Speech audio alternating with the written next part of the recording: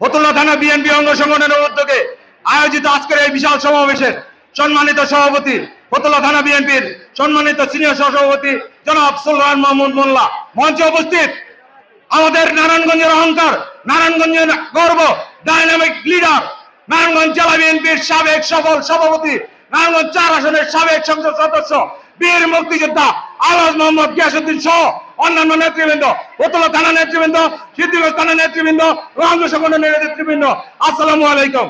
সংগ্রামী সাথী বন্ধুগণ, যেহেতু আমরা রাজনীতি করি, আমরা একজন রাজনীতিবিদ পেয়েছি, আমাদের রাজনৈতিক অভিভাবক বীর মুক্তিযোদ্ধা আলহাজ মোহাম্মদ গিয়াসউদ্দিন। এখন আমাদের এই নারায়ণগঞ্জ 4 আসনে একজন যোগ্য অভিভাবক আপনারা চান না? আপনারা কি চান না আমাদের এই নারায়ণগঞ্জ 4 আসনে একজন যোগ্য সফল সংসদ সদস্য থাকুক?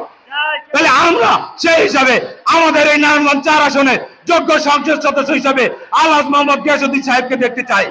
আপনারা সবাই, আমরা সবাই গিয়াসউদ্দিন সাহেবের সাথে আগেও ছিলাম, এখনো আছি, ভবিষ্যতেও থাকবো ইনশাআল্লাহ। সবাইকে ফতুল্লা ইউনিয়ন বিএনপির পক্ষ থেকে শুভেচ্ছা ও অভিনন্দন জানিয়ে, ধন্যবাদ জানিয়ে আমি আমার সংক্ষিপ্ত বক্তব্য শেষ করছি। খোদা হাফেজ। বাংলাদেশ জিন্দাবাদ, বাংলাদেশ জাতীয়তাবাদী দল জিন্দাবাদ। সংগ্রামী সাথী ও বন্ধুগণ, এই পর্যায়ে